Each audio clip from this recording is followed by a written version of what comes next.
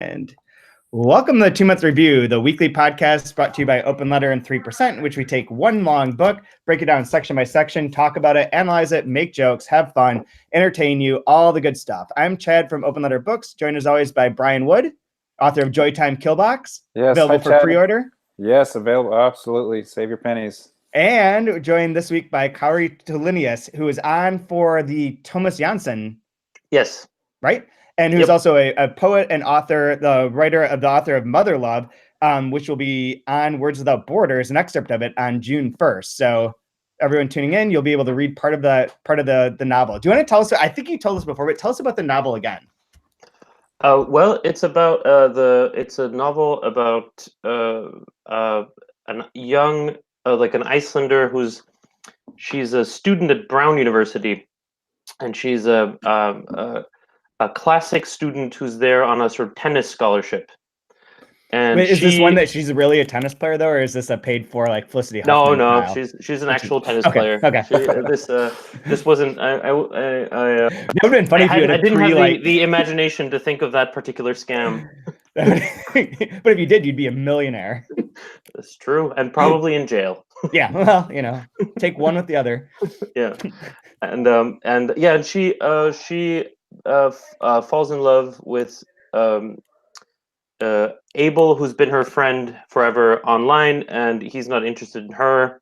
And then she sort of, constructs this. She takes his emails to her, and then sort of constructs this sort of story. But it's also kind of her sort of diary or web diary, sort of leading up to the sort of the bad event. It's basically, I realized that quite a long way into writing the book that I was basically retelling the sorrows of young Werther by Goethe, and so it ended up a little bit like that. Yeah, that's awesome. Wow. It's not a bad thing to copy or to be influenced by.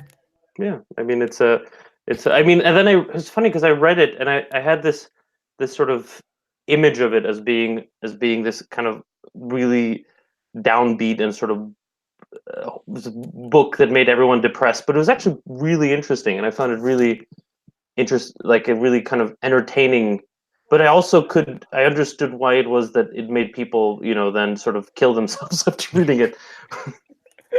It's been years since I read that, but my thought was that it was like a gloomy college age, like existential angst sort of book, but a romantic angst sort of book. But it's been years and years. Well, it sort of goes up and down, and actually I found sort of, and also it's like really interesting in its sort of structure, because it's sort of his friend who comes and finds him while he's dying because of his kind of really botched suicide is then the person who sort of makes the book. And so it's a really sort of weird and interesting book, sort of structurally as well. Yeah. Maybe I should reread it at some point here. Might be well worth it. So I have a question for you too. So with this book, with CoDex 1962 by Sjón, which, if I hadn't mentioned already, is the book that we're doing this season for the 2-month review. And today we're specifically talking about chapters 12 through 15, which are in the first volume inside of this book. Thine eyes did see my substance, which are pages 110 through 155 in the English version. But you read it in Icelandic. Yes. And did you read it? So you've read it, I assume, a little bit of it, or at least went back to it for this podcast. But did you read it when it originally came out, or years ago, or are you reading it now that it's available in English too? I read it because I knew that he was. I knew that it was a trilogy and that he was finishing it, and so I waited until the sort of the whole big chunk sort of came out. To read it, but I've been reading them like one a year because I want them to have them kind of to give them room to sort of breathe in my head. So I read the Thine Eyes Did See My Substance just after it came out. I think probably exactly 2 years ago, and I'm right now in the middle of reading the last one. Okay. But my first experience of that story was a radio play, which came out, I think, 10 years ago, something like that. Wow. is really amazing. It was a really sort of well done and well thought out and well dramatized version of the story. So I knew the story before I read that one. So in a way, even though it's been a much shorter time since I read the second book in the trilogy, the first one is much clearer in my head. Oh, yeah, that makes sense. Makes sense. And that's, I think we mentioned this before, but the first one was originally written and published in 1994. So like 25 years ago at this point, which is wild. And like there's a pretty big gap between each of these, 1994 and then 2001 and then 2016. So and it's interesting to go through them in that way. So I've tried to explain like his status in Iceland, Sjón's status, but you can probably speak to this with much more confidence and believability than I ever could. So what is his status as an artist in Iceland? I mean, he's one of the big authors, and he has an interesting, and he had like a really interesting sort of trajectory into that sort of status, because he started out he probably was 17 or 19 or something like that. He self-published a book of poetry, and then a few of them sort of came out in a row, and then he started this avant-garde group, this sort of neo-surrealist group called Medusa. Oh wow! And they and it had the sort of a lot of people who were involved in the sort of music scene, like Björk was a member, and lots of sort of right. I think Bragi Ólafsson was a member, but I'm not 100% sure. Okay. And they had this sort of, they were very active for a limited time. I think they had this sort of gallery space where they had concerts and exhibitions and readings. And I think, if I remember the story correctly, they lost the gallery space sometime in the late 80s. And it was I think it needed to be torn down to put up like a car park or something. And so they had a funeral, sort of ritual funeral for Medusa, and that would have been like the late 80s.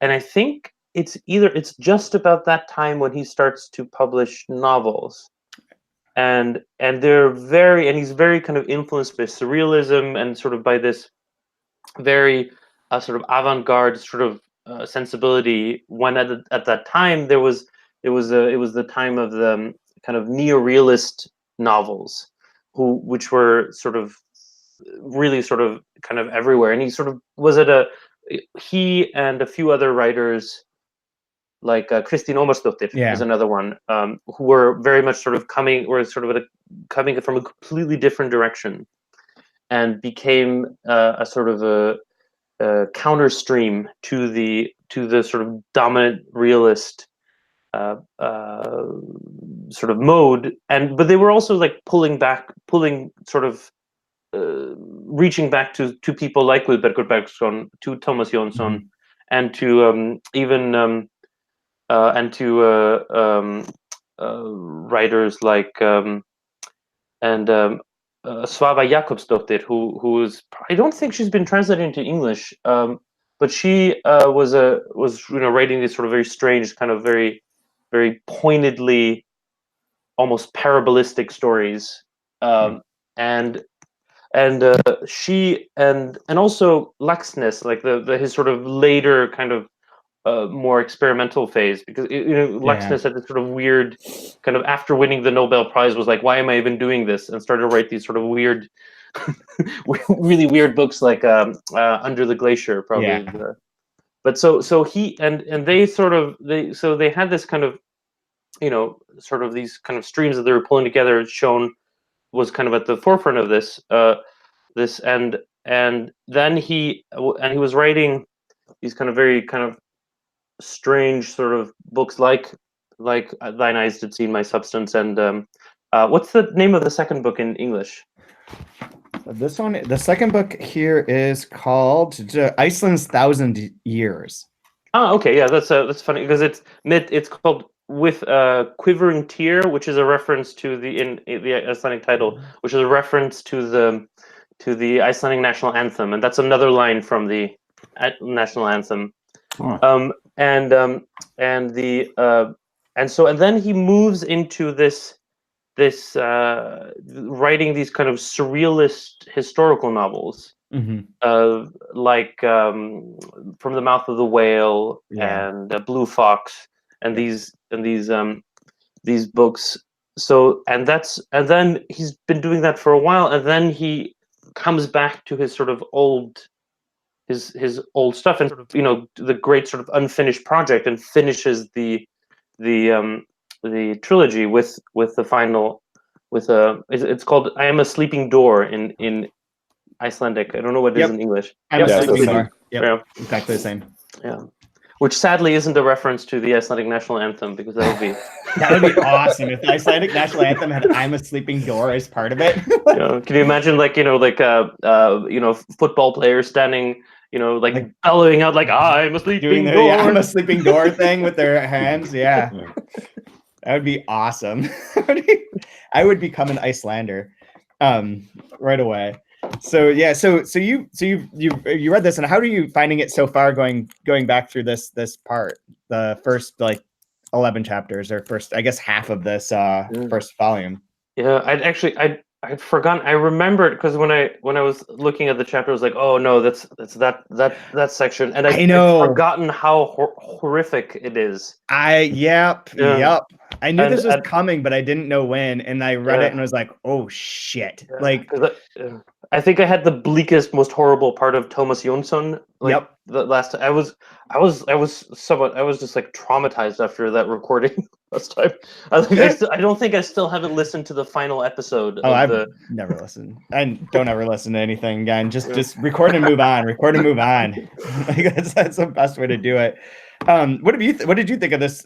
We'll go through each of the chapters, including the horror ones and the ones I have questions about. But what's your general take, Brian? I'm really enjoying the merger of, modern history with ancient kind of apocryphal details that are within there. I think it's really fun, really interesting, and it's one of those ones I definitely want to read it again, because I know I'm missing a lot as I'm pushing forward and not taking the time to see all the tricks and the playfulness that's in there. But I know I'm missing a lot, but I'm okay with that for right now. I'll go back and get it later. But each section is written in a different tone and different style too, and this is a very particular whatever florid sort of turn of the century style that has a lot more allusions than directness. I'm finding in going through it now, knowing kind of how it ends and what the whole scheme is, that seems to stand out to me more than it did initially. So even on chapter 12 is when Marie Sophie is going to go visit her boyfriend Carl. But first she tells a little story, right? Doesn't she? Now I'm forgot. I just did this. No, the narrator tells the story. Yes, about the guy sleeping with all the women. After, is it World War One or? Yeah, I believe so. Yeah, after the First World War, the Francisco Pietroso. But this is not told by her, is it? I think it's the interlocutor who tells the story of Franco Pietroso, and then the narrator tells the other story of the sort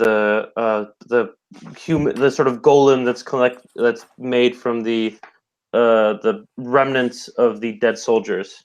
Exactly. Yeah. So that's like an interlude. Her main thing though is Marie Sophie's going to go see Carl, and they're going to have an encounter at the end of this chapter. And that little bit in the middle is about, like you say, the interlocutor is telling the story about this tramp who went and slept with everyone, said he was a priest, blah, blah, was going to the widows and being like, hey, your husband died in the war, and time to get it on. And then gets caught. And then he the narrator tells a story of it wasn't really a person like that. They were made up of all these different pieces from all these different bodies, and goes back to our golem situation that we talked about last week too, which is obviously a huge part of this part. And for anyone who's read ahead, you know exactly what we're talking about. But even if you haven't, this come up so many times that it's clear that that's one of the bits of this first section, one of the major motifs.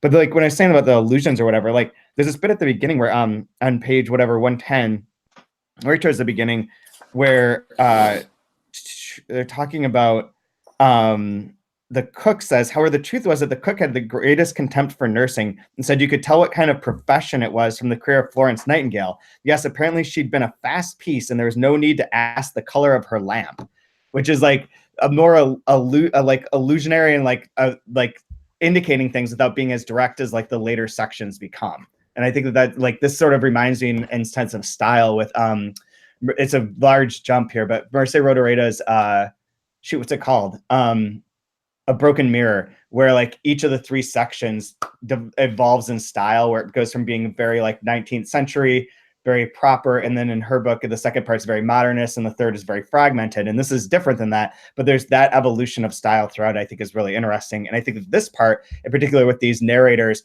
kind of overseeing and kind of looking down on and telling these stories, and the way that they're being told is very circular and like meandering, and I like that kind of style that comes up here. And it feels like in this section too, even with those little stories in the middle, that there is this kind of like nested narratives, like they're like looking down from above and telling these little pieces that are going to reflect the whole in some way, but maybe not directly or not in like a normal linear plotted way.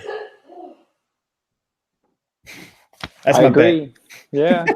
No, I do like the shifting of gears between, you know, narrative styles, and it's done very I wouldn't say seamless is the right word, but it's done in a way in which it shifts your attention in another way to keep you engaged and interested in or what otherwise could be considered a confusing text, or, you know, I really like how he does it.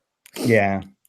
And the plot, I mean, is really simple in some sense. She goes to see her boyfriend who's hungover and, you know, is obnoxious and shitty, and we'll get to his really shitty part in a second. But like even at this first chapter, and she gets there, everyone's like, dude, he was like up all night screaming and singing, and like he's a mess, and like he comes out and he's like his red veined eyes, and like he's just not doing so well, and he was pissed drunk and blah blah blah. But before we even get to that, I have to put out a shout out to Anthony and Elizabeth, in that they're always noting the use of the word bloom in various places. And on 117, we have today you can be called a Rose Bloom Street, and we'll just have to hope that the creator changes his mind about striking us dumb, whatever, selling a thing. But Bloom shows up right in the middle, and now after you point that out, you'll never not see that again. Bloom will be everywhere for you. It's a good word. Actually, I have a point about Bloom. Is it Flower Street or Bloom Street? Yeah, this is Rose Bloom, but Flower Street is the first. That was first Flower reference. Street, yeah. Because there's this whole thing in this section where like Flower Street is like this dirt road. Yeah. And then there's actually this kind of theme of words, sort of whether words correspond with reality. Like for instance, she runs into was it Mr. Mr. Abend Anzug. And I was like, that's a weird name. And I was like, and then I look it up, and it's evening suit. Oh, that's what his name. And he's wearing this evening suit, and and it said like he shouldn't be wearing it because it's like this is a completely the wrong place and time to be doing that. Yeah, and he says good evening. Yes, it does. Guten Abend. And there's this whole like everything is just completely sort of, and there's also the Flower Street, but there's this also that there's Karl Maus, and you know, like man mouse, that's his name, like male, and then otherwise, you know, human man, and then human male, and then mouse. And there's this sort of whether there's this kind of this thing, and I think it goes through the whole trilogy or the whole of Codex, this sort of question about like whether words or reality correspond, and then like how people tell stories to make sense of things that don't make sense. Like, you know, like not, you know, like I don't want to drop too many hints, but there's this sort of story told later to explain why the town is called like Chick Town, as in Chiclet Town. Right. And so it's this whole, and that kind of, and it's sort of Mr. Abend Anzug just sort of like, he almost kind of is there to be like, to sort of direct you towards it as a reader, to be like thinking about like, because it's even just said, and it's also with that Flower Street where they say like, oh, it shouldn't be called Flower Street. That's a ridiculous name for it. Yeah. That is a really good point. That is true. That comes out a lot throughout this book. I never would have looked up Eben Unzug. That's awesome. That's actually really cool to know that. Going on with this one, so she does get to his place. Just to recap the plot part, gets to his place. He flips out, yells at her, thinks that accuses her of having sex with the invalid that she's been taking care of, and tells her that he's a Jew. And she's kind of storming out of the building, but then things are going to take a turn. I don't know if there's anything else with this particular chapter that anyone wants to add. For 12? Yeah. 13 is the real dark one. On page 116, yeah. This would be, it's excellent that Kári's here, because there's, at the end of the paragraph, there's the line, "Did she look like some loose living tart?" And I like the term, the loose living tart. I'm just wondering what it was in the original. Oh, because the page numbers don't correspond. Where is it? Sure. Like in the chapter? It's right before the flower rose bloom street. Okay. It's like a few paragraphs before that. It's like before she walks down, there's a click clack click clack. It's a couple paragraphs before. Yes. Yeah.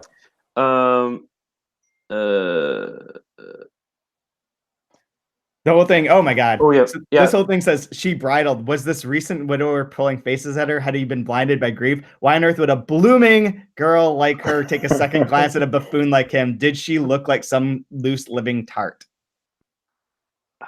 Yes.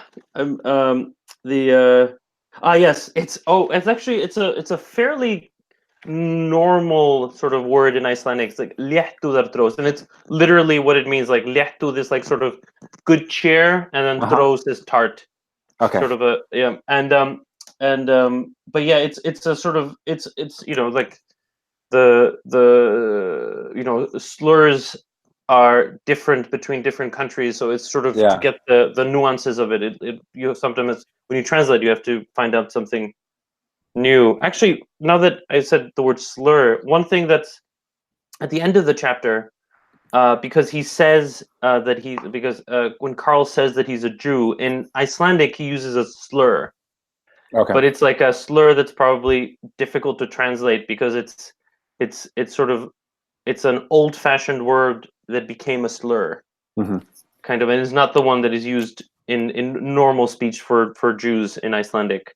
Oh. And also it's this thing, because like by using that word and by sort of identifying him, he's putting Mary Sophie's life in danger, and of course the invalid's life in danger, and everybody in the guest house. Yeah. Jew's a strange word in English, because it's all on the intent. Like, oh, it's my friend, he's a Jew. Like, that means nothing. But if you go, it's my friend, he's a Jew, like all of a sudden it's this awful, terrible slur of it's the same word. It's just how you use it. I'm sure there's slurs for Jew, but I don't know what they are, to be honest with you. There's a few of them. Yeah, you know at least one of them. Oh, I do? Okay. It's like the in a Salinger story, but that everything's based. The whole story is based around the mishearing of that slur. But the loose living tart, it had like an old feel to it. Something that, like, oh, what is she? Some kind of loose living tart? It was an interesting turn of phrase, and I just wondered if that was one of those ones where the translator was like, oh shit, what am I supposed to do with it? How to translate this one to make sense and get the right feel? Like, it felt like something that would have been super hard to do. I kind of love the word tart. Yeah. Tart or trollop, right? Trollop is a great one. Yeah, trollop's solid. But yeah, with Jew in the context of like this part of Germany building up to a Second World War, it's very clear, not a kindness, not a good thing that he's. Oh no, but it's interesting that it was a specific slur was used in the Icelandic, but it works in the English, just with the context of how you're reading it, for sure. Yeah. Yep. So let's go on to 13, because this is the tough one. This is going to be the toughest chapter that we talk about. This is probably the most disturbing chapter in the book that I remember. But basically what happens is Karl kind of, in some sense, seems to divide himself into like Karlitz in the closet, and then her mouse, is that right? However he refers to himself, who then proceeds to rape Marie Sophie, because he already claims that she has been defiled by the invalid, and makes a lot of racist jokes about the invalid, about him being Jewish, and about what his penis would look like, and then straight up like rapes her. And this is a tough chapter to read, and it goes into play format in a way that, like, well, the play format is not quite right, but it does have, for anyone who's not reading along, it's the speech is offset by like all caps of the character who's speaking, and then there's almost like stage descriptions in parentheses that are depicting what's going on, and it creates a bit of distance and trauma that I think is maybe the intent, where it's like it's very direct, it's very visceral, but in a way it's also like, I don't know, doing something with that's like making it even more poignant and not over. It's not as florid as some of the other sections, and it's not holding back there, but it's framing it in a different way than the normal narration. So it's a different way that this violence is being narrated than is in the next chapter when we talk about like the kids being murdered. A lot of murder and rape in this chapter. Man, you're getting screwed every time you come on here. I should point out, because you mentioned that the upcoming child murders, is that the chapter begins with a reference to a children's game, an Icelandic children's game. Is that what that is? I wondered what that was. Yeah, it's like you close your eyes, you go sort of you crouch down, and then you jump up with your eyes closed, and then you point in different directions. And the Icelandic rhyme, it's the way it's supposed to go, is that you're supposed to point to the one that you think is the best, but then he rewrites it to be the one you think is the worst. Yeah, so the line here is close your eyes, point to the east, point to the west, point to the one you think is the worst, which is what I wondered, because it doesn't rhyme. Yeah, the rhyme would be best. Okay. Mhm. Yeah, and it's the same in Icelandic. Is like, and actually in Icelandic it becomes, it's like even weirder, because the word worst and the word for west are homophones. Oh, okay. So it's like this unsettling little sort of vignette at the beginning, and then he goes into this. Well, actually, I thought of it as a kind of a film script, like okay. like, because he calls it Das Kabinett der Herrn Maus. Mm-hmm. And which I think is makes me think of the cabinet of Dr. Caligari. Yeah, exactly. And Sjón has used this sort of old like 19-teens and 1920s movies and other things, like Moonstone. Yeah, is set sort of is kind of almost projected onto the vampires, the French 18 or 1917 film, and here he's, I think, using, which I haven't, I hesitate a little bit because I haven't seen the cabinet of Dr. Caligari. I think I did a long time ago, but no, not recently. Yeah, but it does make more sense as a film script than as like a play, for sure. And it has that sort of cinematic nature to it, which is part of why it's really unnerving too. And and actually there's a scene like right at the beginning where I think the interlocutor like is sort of like yelling at the screen, like, like get out, Yep, exactly. Yeah. So after it starts of like, Murray Sophie goes back in after he's yelled down the hallway, and then the interlocutor is like, get out of there, girl. So it is like yelling at the screen of like the horror movie where you're like, things are not going to go well. Do not be there. Get out. And like, she also interjects with like the disgusting bastard. Why on earth doesn't she just tell the swine some lie and get shot of him? Which is a phrase that I'm not familiar with. I think that's a Britishism. I'm familiar with it from like BBC podcasts. Okay, yeah. Get shot of him. I kind of like it, but and the kind of functions like a Greek chorus to kind of tell the reader that that the author also thinks that Karl Maus is a villain. Yeah, absolutely. Like there's Karl is not portrayed in any way other than like as pure vile evil in this section. Well, I feel great because last episode, after having shit on the name, after having one too many drinks, just kind of joking about who names their baby Carl. I feel very good about joking about that now that we have Carl as this monster. So, so those of you that said, Hey, don't make fun of people's names. No, we were correct. One instance stands in for a whole. That's Exactly. how I understand it things to be, anyways. Yeah. And actually, the name Carl in Icelandic just means like male human. So Yeah, which is in a funny. way that he is kind of standing in for all men. He is the Cox language.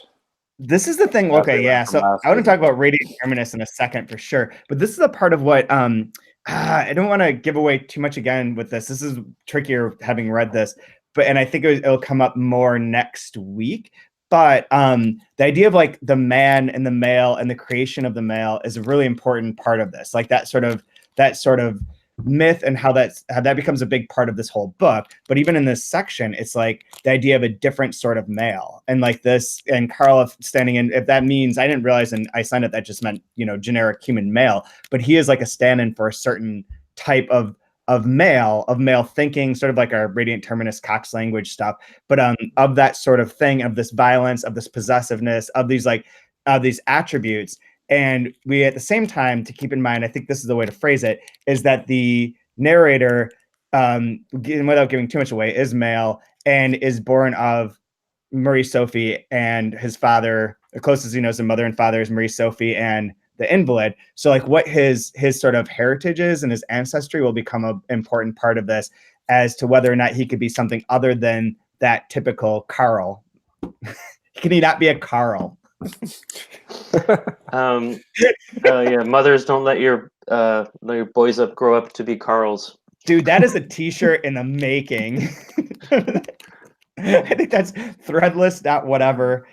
Should have that t-shirt available to right now. I love that it has the word Twitter in this section, by the way. On page 129, I don't know if that's in Icelandic, but he is dumb, this poor wretch, so I'll have to Twitter his prayers for him. It's like, yeah, right on, Twitter. Actually, it may be. It might be tista, which is the Icelandic word for to tweet. To tweet. Yes. Twitter his prayers for him. Yeah, this part's not good. I mean, it's well written, but it's hard. What makes it kind of so disturbing, and actually is the fact that it's the son telling the story, the horrific story of the rape of his mother, and seemingly in a way to make clear that he cannot be the son of Carl. Yeah. I mean, it's like it goes into this like horrific detail, and like actually the interlocutor kind of just yells is on the verge of like walking out.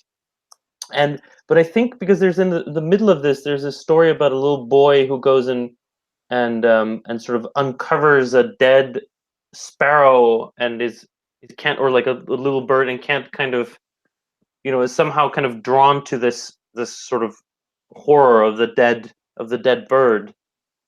I think there's some connection there between the narrator being sort of drawn to this horrific event and like just kind of obsessing over it, as that boy who goes and sort of, I don't know what does he do again? He like lifts a stone.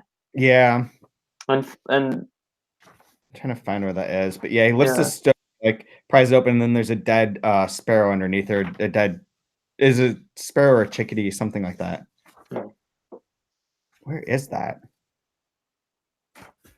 This is all that stuff about black. It's the bit that isn't like set up like a film script. It's fairly early.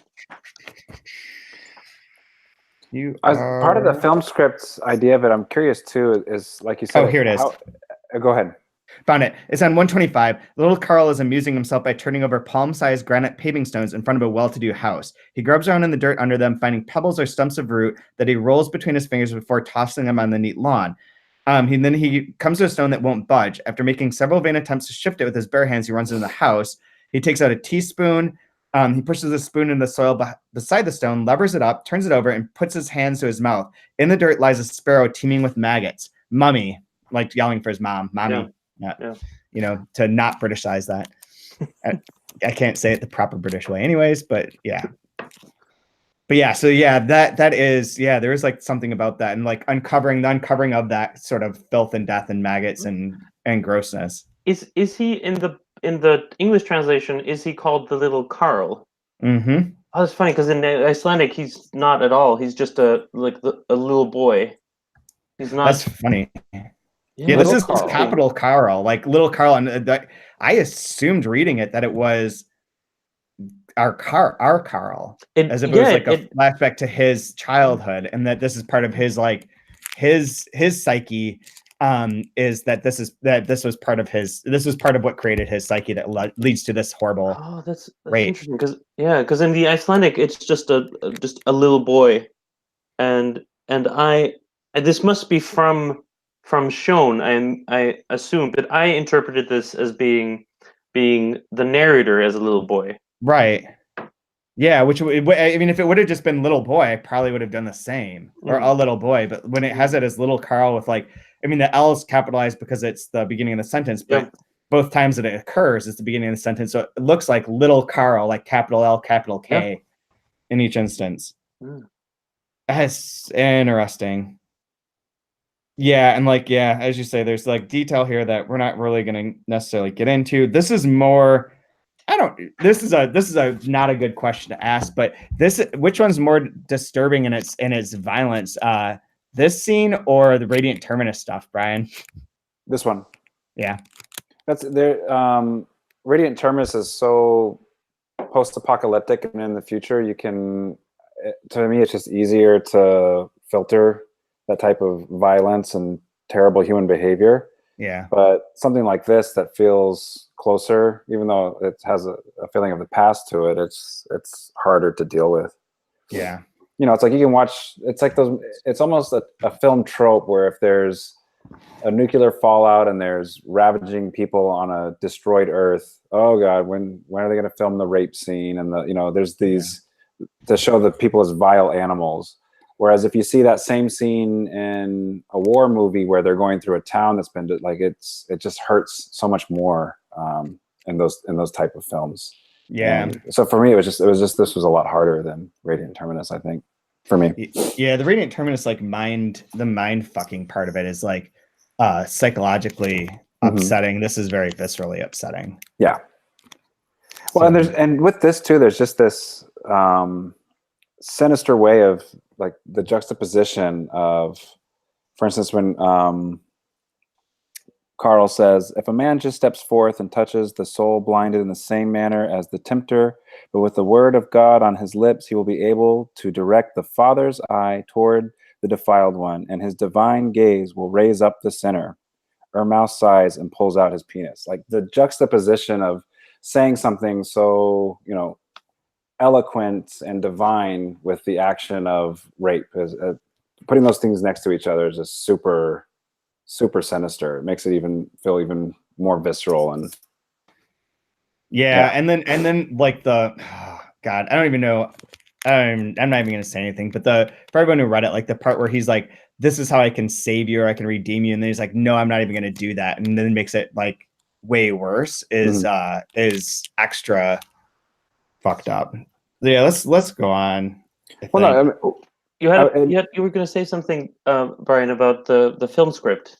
Yeah, I'm wondering with this, because it can be very difficult if you think about everyone's past, everyone's culture has something, for the most part, something very uncomfortable and screwed up that you have to talk about. Like, there's generations of people whose parents were Nazis, whether they were, gassing people in the concentration camp Nazis, or just, hey, this is what it is. This is what I have to go along with. Nazi, I don't know, but like, how do you deal with that as a whole new generation that's trying to separate yourself from that? Or like in the United States with, the original sin of slavery for us, which we've never really dealt with. And Native American annihilations. But there's like every culture has something in their past that they have to look in the face and like, how do you tell those stories? And I feel like this, rather than doing it in a narrative, this might be one way of trying to tell that story. I'm wondering if that's why it's put in this way as well. Because this is such a brutal thing that's happening to his mother. And yeah, I agree with why would the narrator tell a story about his mother like this? But in this format, it might make a little bit more sense because it gives you just one little layer of distance in which to look at it. Yeah. What was Iceland's history with like anti-Semitism or during World War II or after? Well, we were not welcoming to refugees. Okay. That's sort of our from Nazi Germany, and expelled Jewish refugees that came to Iceland, and it was a pretty and it was very overtly anti-Semitic by the government of the time. Man. And there were and that's sort of, but that was the it was on a very small scale, like everything in Iceland, but it was when there was a moral, when Iceland, is the Icelandic state, was faced with this sort of moral test, it completely flunked it. Yeah. So that's our sort of particular history in that respect. Yeah. Yeah. It makes sense. No, That is a it theme. was the same for the United States as well. That was one of the shocking things when I took a history of around that time when I was in college for that time period. I think it had something to do specifically with Jews in World War II. It was like basically start to finish there. And so I was really excited. Like, when is the part where America saves everybody and we're the good guys? He was like, oh, we're not going to quite get there, because you see, they wouldn't let anybody in, even though they knew this terrible stuff was happening. They closed the borders. Not our problem. We don't want them. So, oh, I didn't know that.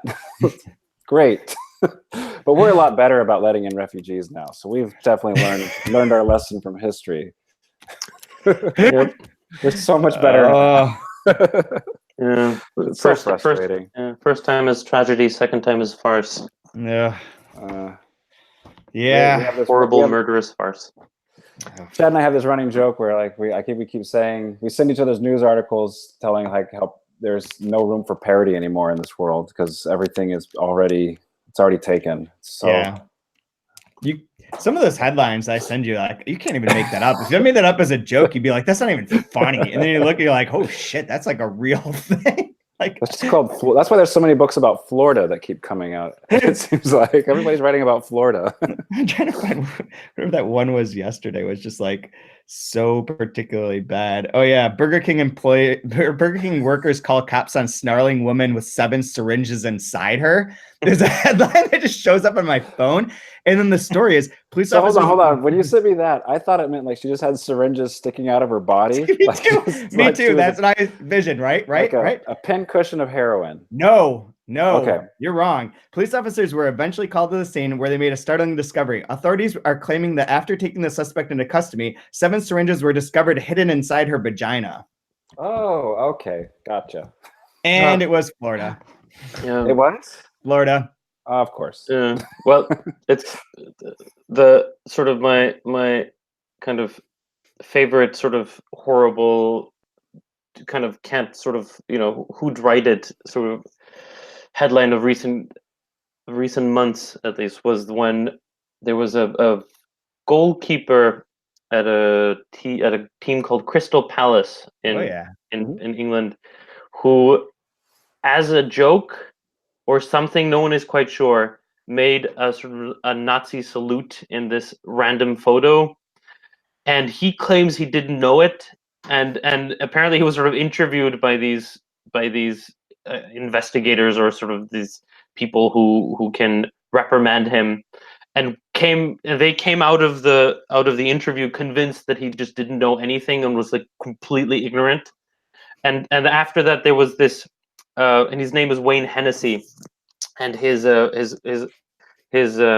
coach or general manager is called Roy Hodgson. His not manager, manager. His manager is called Roy Hodgson, and the headline was Wayne Hennessy desperate, within quotation marks, to learn about Nazis.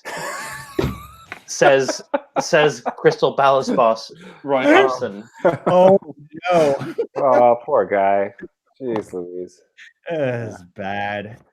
Oh man. Anyway, so moving on in this book. So chapter 14 has a couple things that go on. One is that it has a lot of the trauma of the post-rape trauma. And I think that this is evocative and works, but this is one that I think that in Radiant Terminus, the trauma that was there is like has maybe primed me for the trauma here in a way. Not, I don't know, that's not the right way to put it, but like it's very clear and it's very, I mean, it obviously would be very intense, but Radiant Terminus was so based in that there is like this weird, all of a sudden connection as I was reading this between those two books and how the trauma is being presented. But then there's this crazy ass story in the middle here of the child killer Moritz Weiss, who is also called Bloodfoot, and would... That would be an awesome name for like a kung fu movie. Bloodfoot. That's a How Did This Get Made movie right there. You just kick, yeah. Okay, but continue. Sorry. Kick babies until they. Well, yeah. Until you got blood all over your foot. It could be like a B movie though. You know, not real babies. Not in a realistic way. But yeah. So the story of Bloodfoot. He sneaks in a priest habit, kills people, kills kids. There's a guy named Black Max who wants to find him. Who is like a criminal from the underworld and wants to like take care of him. And they do eventually capture him. And then wait, where's the end of that story? And then Black Max is telling it. This play I didn't quite follow, to be honest. Well, he's playing there with the pulp fiction, and specifically I don't know how it's translated in English, but these stories of this interwar Danish. He was supposed to be kind of Russian, but he was written by this Danish writer, a Nazi, which a guy called Niels Mine, but I think he wrote them under pseudonym. It was actually around the time of the publication of the original publication of Thine Eyes Did See My Substance, when probably maybe a little bit earlier, that it was, you know, the name of the real author was uncovered, and he was a Nazi, Danish Nazi, and he they're called Basil the Prince or something like that, or Prince Basil or something. He's this heroic figure that Black Max dreams about, like, struggling against. Okay, that's Sexton Blake in here. Sexton Blake. Okay. And that's where I was like, is Sexton Blake just supposed to be like a stand-in for Sherlock Holmes? But yeah, so you're saying that this is based on a real set of books that... Yeah, because I think Sexton Blake is... yes, he is. I just looked it up. He was a sort of equivalent British figure. Hmm. But Prince Basil, the Danish figure, which was translated into Icelandic, and I don't know about Sexton Blake, but Prince Basil was like these incredibly racist stories. They were all about, like, you know, this racist idea of what's it called, white slavery or something like that. You know, and then, you know, it was all this kind of these horrible racist sort of pulp fiction, which admittedly a lot of sort of pulp square-jawed pulp heroes of the time were essentially, you know, racist fantasies. Yeah. And that's the kind of the what he's playing. That's what Sjón is playing with, at least in the Icelandic. That is interesting. Did you pick up on that, Brian? Well, it definitely had a different tone, like B movie-ish in a way, right? Yeah. Where it's and like it began kind of was the names, and it was outrageous and kind of like, I didn't know why there was that shift, but this explanation makes total sense to me now. That makes a lot more sense, because the way that's set up in the book, unless I missed something, which is quite possible, is that she runs into, in maybe a dreamlike way, runs into this character who they're like, oh, that's the guy that killed all the children.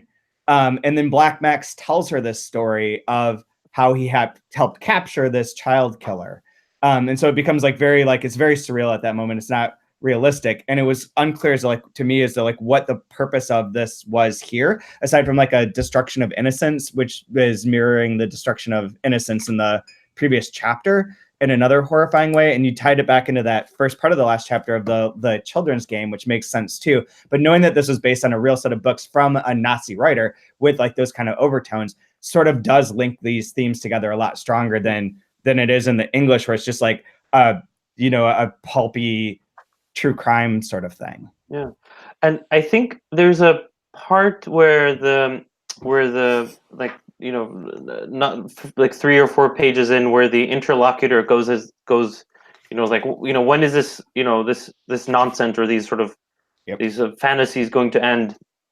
And I think what that is pointing towards is that I think this is sort of the what's the word, the pathetic fallacy writ large, where the mental state of Mary Sophie is, you know, like the first she comes out and everybody like everything is super normal, like extra normal, almost sort of offensively normal to her, and then everything becomes this sort of hideous, and then she finds this figure who is or isn't this serial killer that she read about in this magazine, this old like news magazine.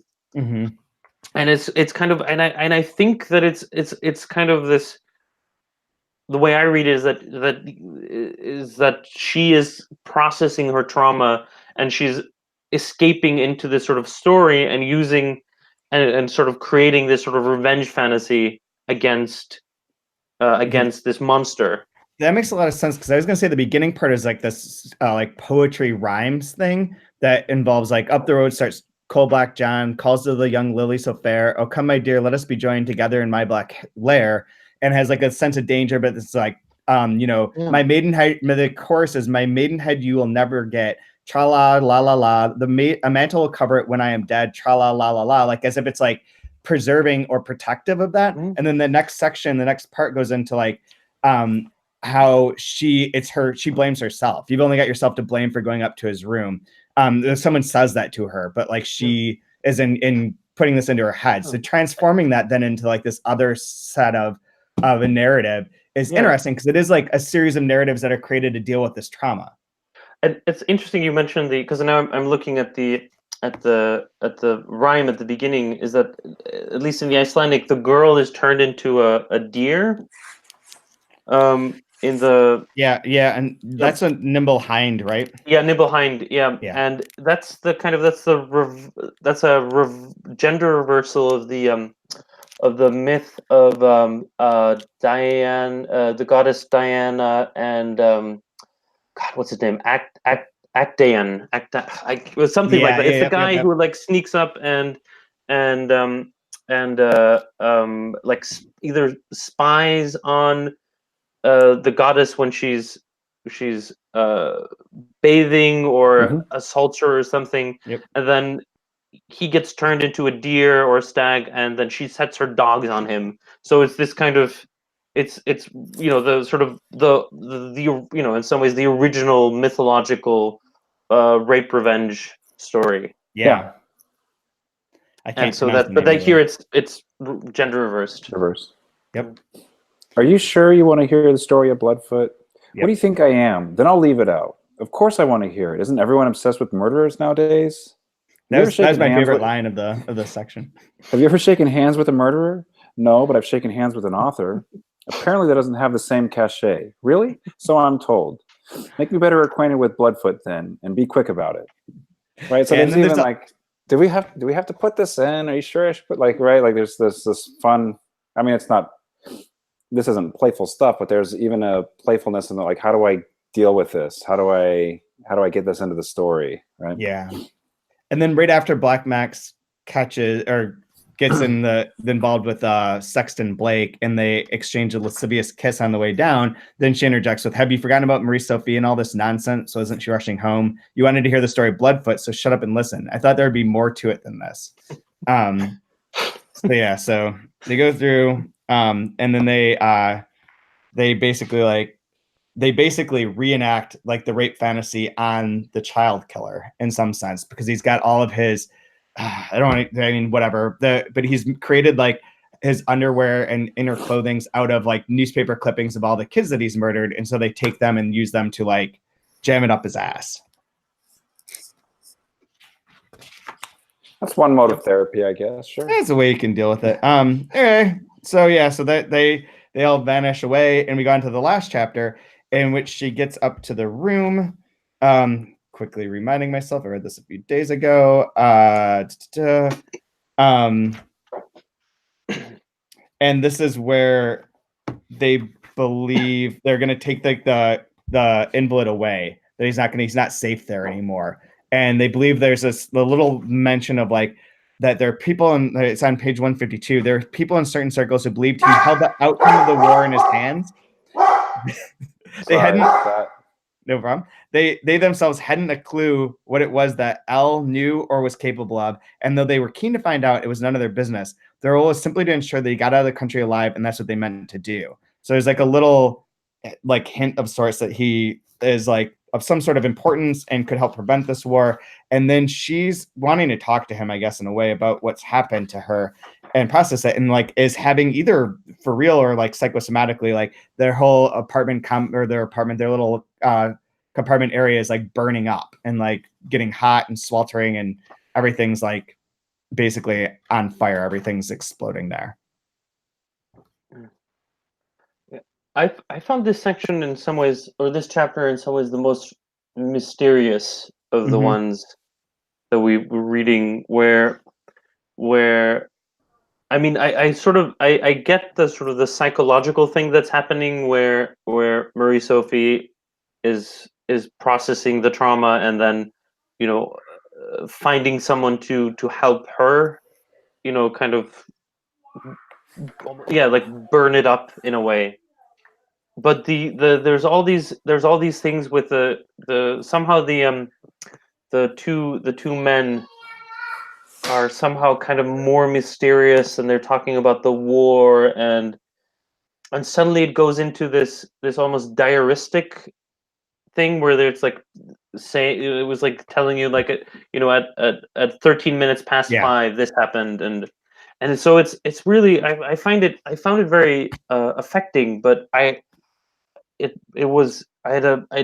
kind of like, and I remember thinking this when I read this 2 years ago, where I felt like there's some kind of point there, or some kind of meaning that is just kind of beyond where I can grasp it. That's interesting, because and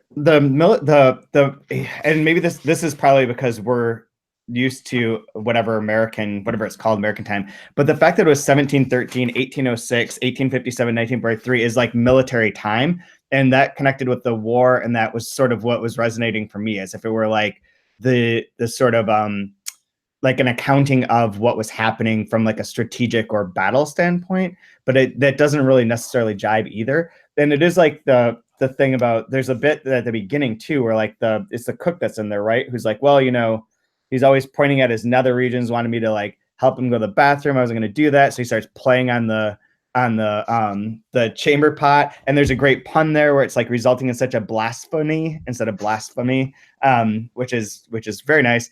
But they're like that kind of thing of like it being symbolic, and him doing that is like, I don't know. Yeah, there is something, it's weird. I'm not sure what to make out of this chapter either. Brian, do you have any good read? No, not here.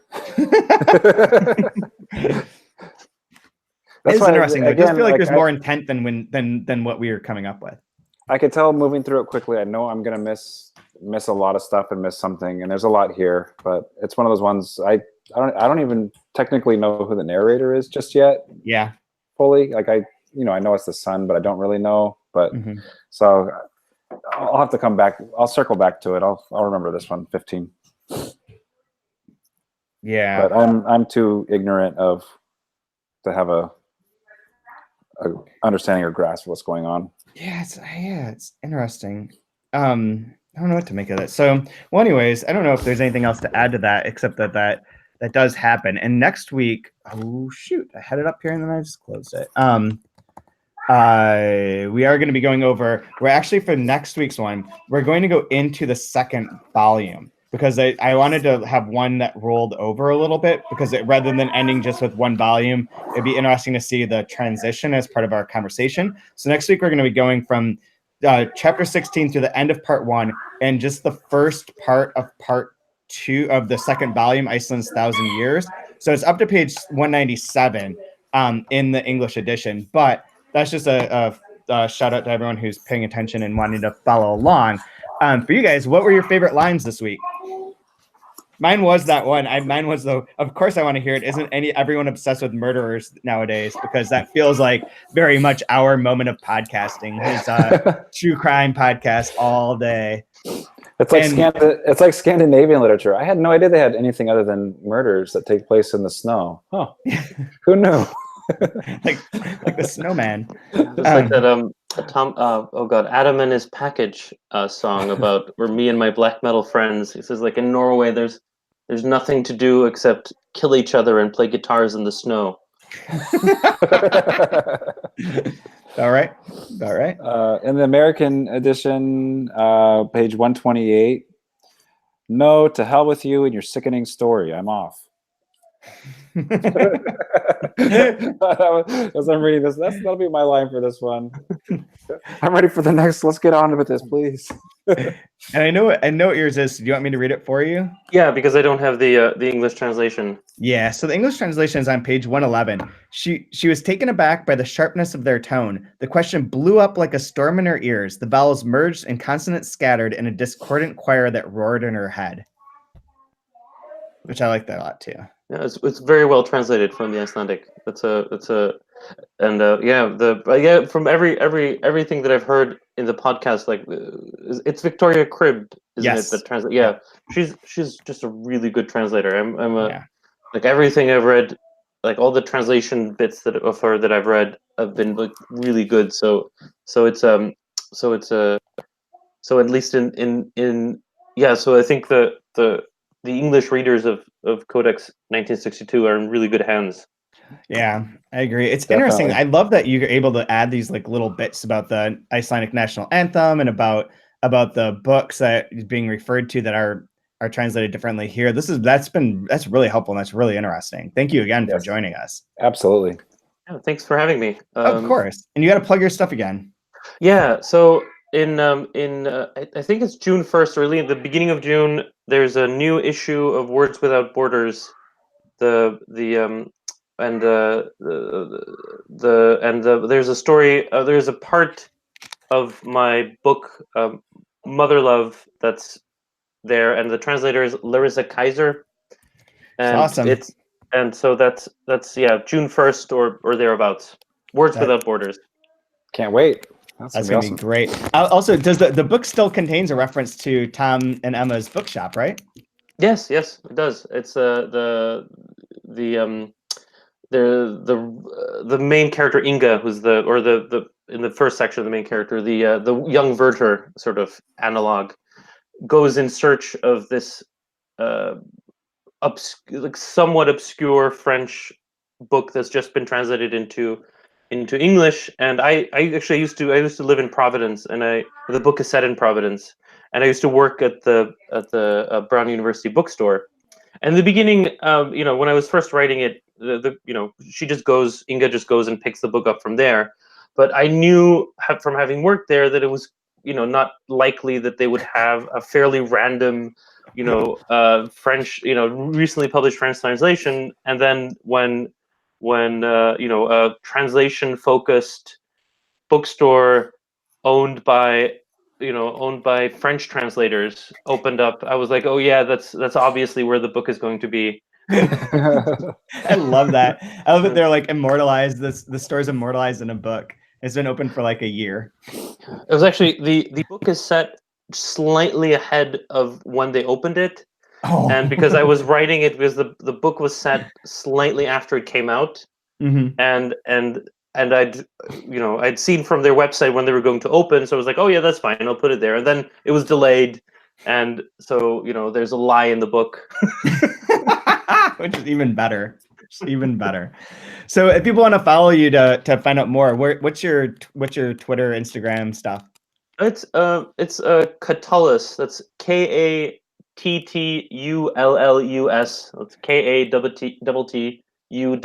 KATTULLUS. And that's on Twitter, and I'm here and there on the internet using that handle. Which I love, because it is like it's a great like kind of pun and reference.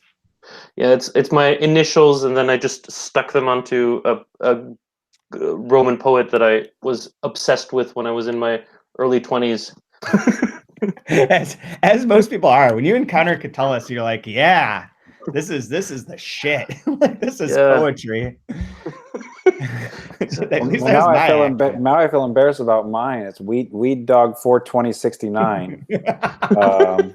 In my 20s, I was more into So keep my name like on your CV, like as a professional, at hotmail.com. You'll find me there. And Weed Dog. Yeah. I'm gonna end this with something that's just a joke, but whatever. So I have these wellness visits with this guy that zooms in from the University of Rochester Medical Center. If you do like 6 visits, they give you $100 or something. And so I'm meeting with him about blood pressure, and he's like talking to me about running, and if I could run while I'm on my trips. And he's like, you got to download this app because it'll give you routes. So even if you're in like Oslo, it'll tell you like you can run 6 miles, and it'll walk you through like where to turn right or left and all that kind of stuff. I'm like, cool. So I download it and I put in our zip code. And the first thing that comes up is an 8.9 mile run, which is about what I need to do this weekend. And the title of it, because everyone can have a title, the title is "Running Because I Have No Life and My Wife Fucked My Brother." And then underneath it, the description is, "She is a whore!" Exclamation point! I'm totally, and it starts from like almost my house. It's like just down the street from where Again, there is no room for parody in this world. No. So, the thing that that's- is 443 feet of elevation. I wanted to be 420 because that would have been Actually, if you translated that into Latin, that would almost be a poem by Catullus. Yeah, it would absolutely. Yeah. Don't my fucking notebook. I once wrote my own Catullus inspired poem that was on Words Without Borders, actually, of all things. So there's a relation to a conference I was out in Los Angeles, but it was pretty. That was Catullus is where it's at. So, anyways, Brian, you're online. You're at Brian Wood _. Yes, sir. And Boa Editions is where you can pre-order Joy Time Killbox. That's right. Yeah, coming out in October. Perfect. And I'm on at ChatWB Posts, and we're open _letter. And we'll link to all this stuff in the show notes. And we'll be back next week with the next section of CoDex 1962 by Sjón. So thank you, guys.